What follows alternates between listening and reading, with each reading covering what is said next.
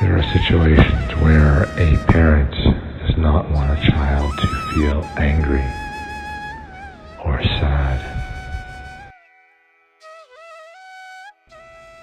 and they will use methods to prevent that.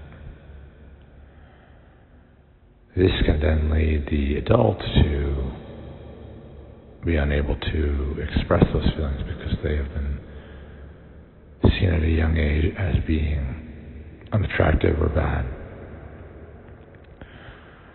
But what many of us have considered is that there also can be a collusion in order to feel inclusion with the parent.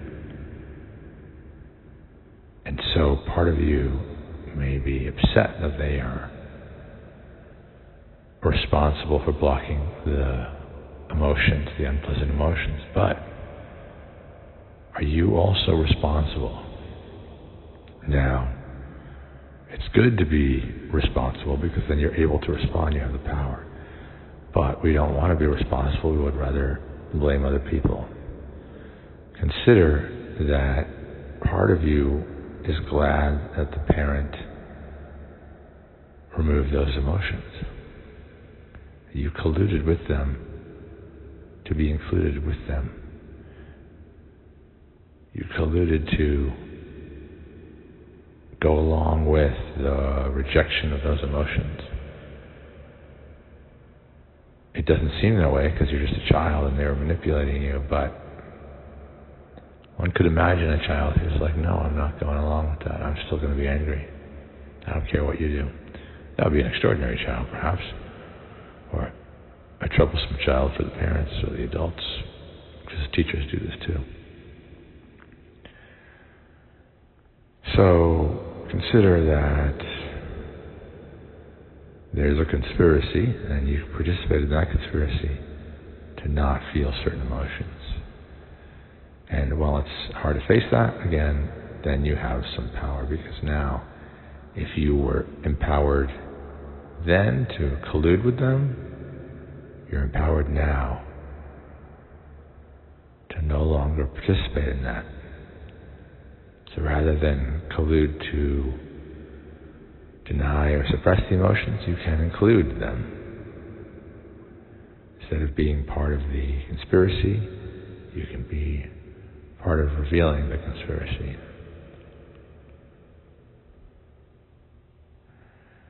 All of this fits with the principle that we discussed for Fridays,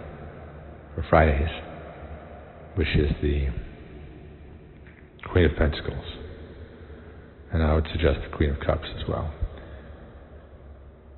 And so the cards that we got when we pulled them last night,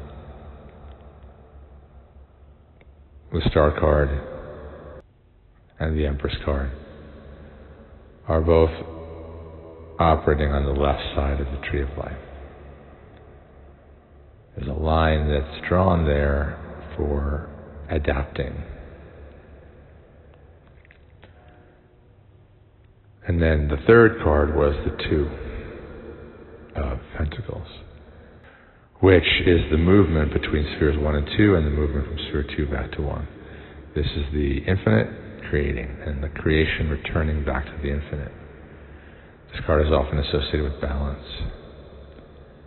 And we can spend our lives here in the creation as what is created, feeling unbalanced because we've lost that unity. But consider that we may be part of a conspiracy. We are colluding to be unbalanced, to be separate. Why would we do that? Because if there's no lack of balance and separation, there's no joy of finding balance and unity. You have to leave Eden in order to experience returning to Eden. You have to leave heaven in order to experience the return to heaven.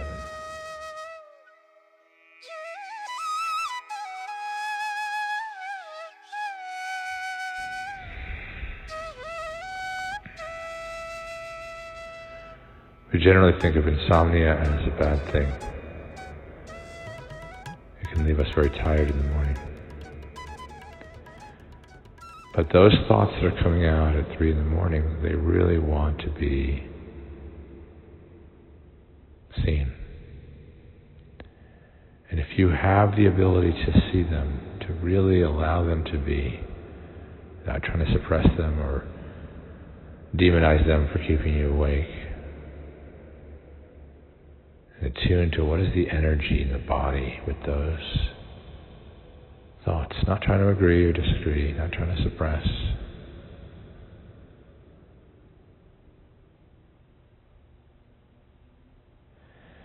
And when you sleep, you may have some dreams that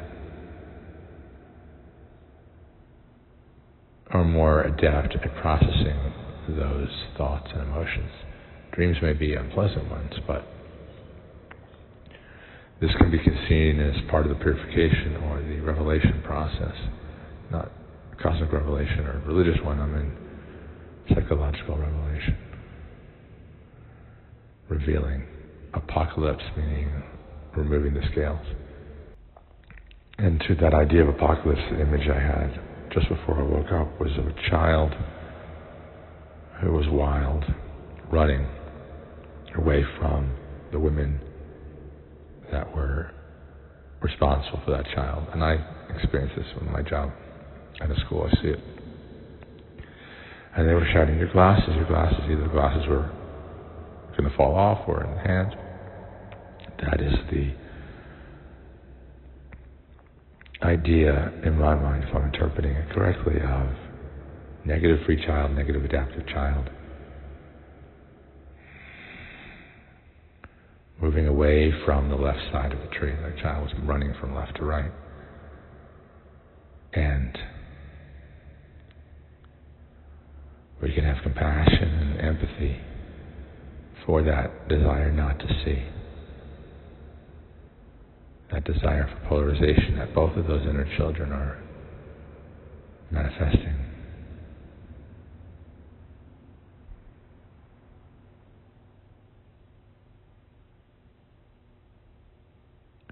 To be pure awareness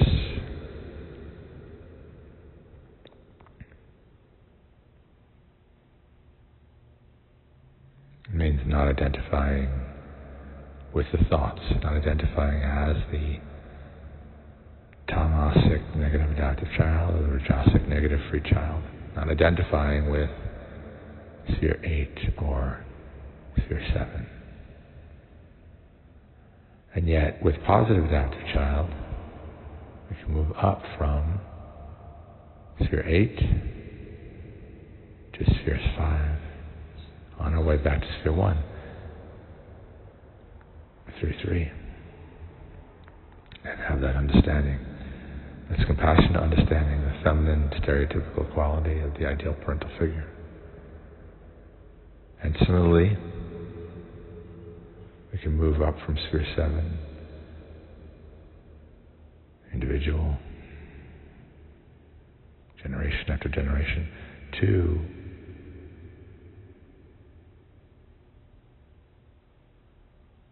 sphere 4, purpose. Well, what purpose? And I would suggest making this moment about this moment, supported by unconditional self-acceptance, which is the symbol of the Queen and Friday, and to humbly appreciate not knowing, which is the King, Thursday. Those two supports, those two columns moving us upward. And then we hand the creativity back to the Creator. We hand creativity of the individual to the creation to find the infinite, which is both manifest as the stillness of not moving eternally and the motion, which appears to be and might actually be eternal as well. And that paradox of how could eternity be stillness, zero, and forever changing, infinite, is somehow resolved beyond the mind in sphere 1. It's not for us to understand it. We simply aim to experience this moment outside of a story about it.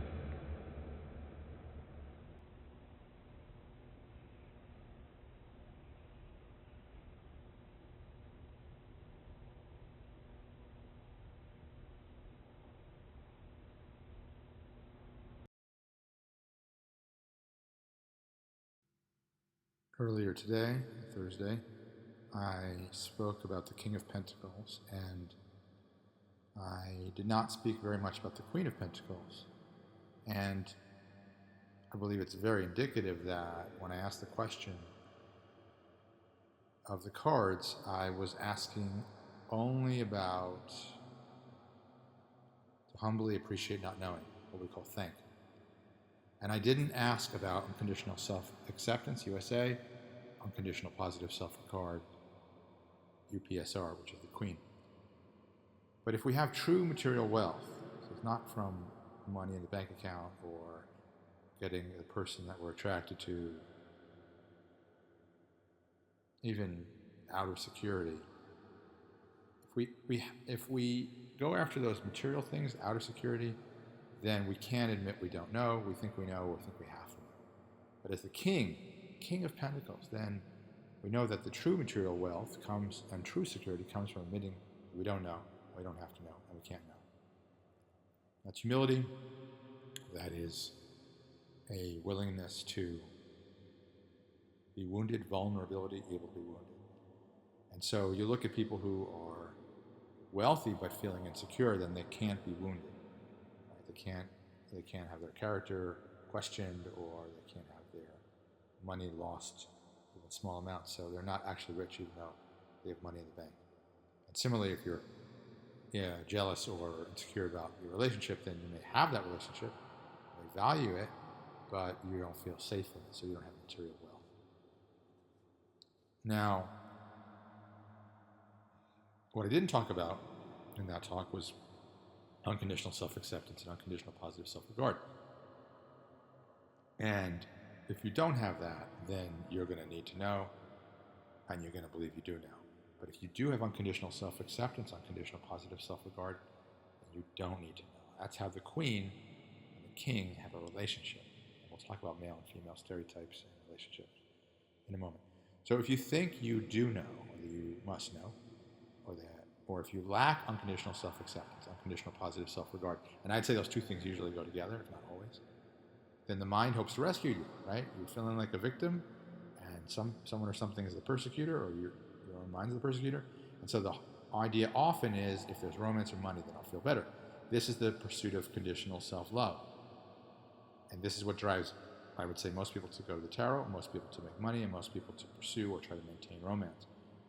The belief that, and the conviction that self-love is conditional, and the feeling of insecurity. But if I have money, but if I have that loved one, but if I have a job that I like, whatever, if I have a sense of meaning, then I'll feel better about myself, I'll have conditional self-love, and I won't feel insecure. But usually we're feeling defensive, we're trying to hold on to the money or hold on to the relationship because we already have decided that we need to know, or that we do know. We've already decided that conditional self-love, or even no self-love, is present. So you see how we're setting the stage with the King and the Queen. Okay, so you've seen this chart many times if you have listened to my talks, but what I haven't never spoken about before is the stereotypes of male and female. So with the female, the stereotype is that they're understanding. With the male, often the stereotype is that they're creative, or they're creating something, they're doing something, making something happen. They have a sense of purpose and expansion. Whereas the stereotype with the female is the contraction, boundaries, restricting the power of others. And you can see that if you're a woman who's raising a wild boy, for example, then your whole mindset is about telling them what not to do. You see this in India specifically, but everywhere. Kind of limiting their influence. And whereas the masculine is trying to break away from that, stereotypically static feminine with a dynamic masculine, but it could be a girl too, but trying to break away to have a sense of purpose. I'm doing this, they're not going to stop me, I'm doing this. And so we lose our balance very early on. And so, with the stereotype of the female is this conformity, obedience, and with the stereotype of the male is this victory, sort of nonconformity, conquering or escaping, as we often define victory. So these are the stereotypes, but the king cards are an attempt to, especially in the material realm of the pentacles, is an attempt to find a higher level of good, beautiful, and true, coming from sphere 6 as we manifest down into the imagination and into the world with a balanced sense of limits and purpose, and a balanced sense of being understanding, but also being creative, being receptive and being expressive, conforming but non-conforming. And I do believe that this links to our visions about eternity. If you have eternal stillness, then, and this is stereotypical of a woman who's burdened by having raised children, or not burdened, but may or may not be burdened, but there's a kind of stillness or home quality, and often they're putting you to bed.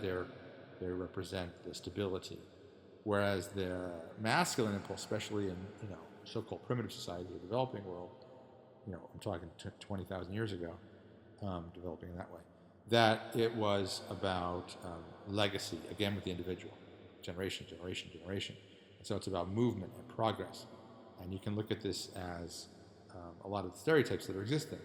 I'm not saying that a woman has to be a certain way or a man has to be a certain way. I'm just saying these are the stereotypical energies that we've seen, especially in pre-modern society, but even operating today. Okay, so we did a reading about in the morning about setting the stage for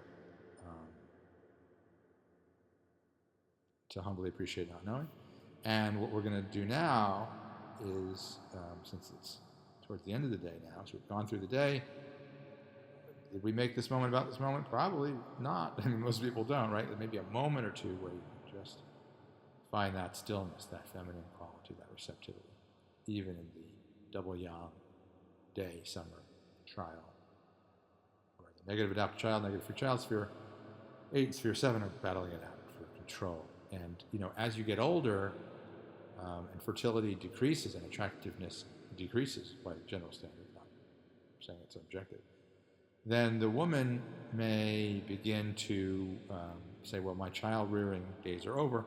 How else can I find meaning? How else can I contribute? Or they may double down and do a more masculine role in those times and try to get power.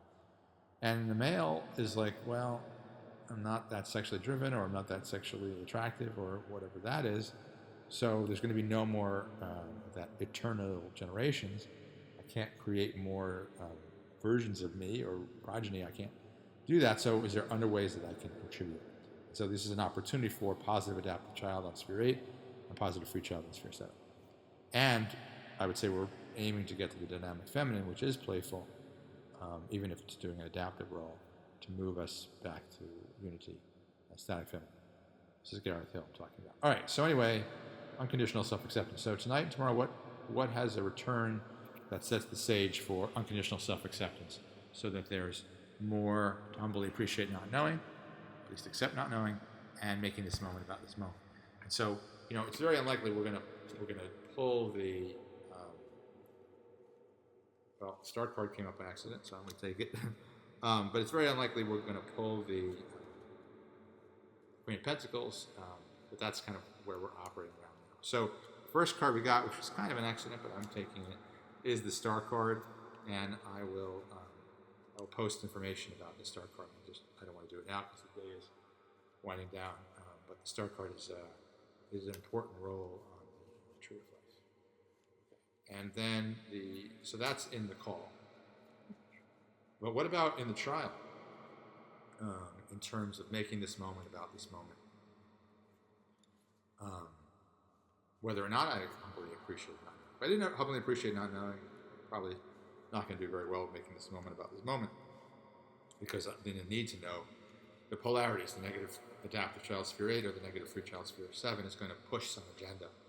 And often it has to do with our gender stereotypes or resisting gender stereotypes. Anyway, so in making this moment about this moment, in terms of sleep, perhaps, during the night, so entering night in the Bardo, and in the morning, starting again, I'd like to know what card can support me in this. and we got the Empress, which is very interesting because we were trying to get the Queen of Pentacles, and instead we got the Empress, and I'll talk about that tomorrow as to what that card represents. And this is interesting because we're doing the reading not in the morning. Morning is often associated with the spring and starting things out, right, the dawn. And we're not doing this in the middle of the day. We're doing this at dusk, at the fall. And really, if we're going to cultivate unconditional self-acceptance, the return is when, at least according to our system, we do that. So again, this is channeling kind of the energy of Friday, Queen of Pentacles, this receptivity to even imbalance, this ideal parental figure, IPF. And the card that's going to be helpful for us in that return to the Bardo is Two of Pentacles. And if you look at the image of Two of Pentacles, it's moving from the sphere 1 down to sphere 2 and to that initial beginning. And so unconditional self-acceptance is kind of, if we can start our day there, then we can humbly appreciate not knowing because we already are accepting ourselves. So that's my hope for myself for the evening. And tomorrow I'll get into more details about what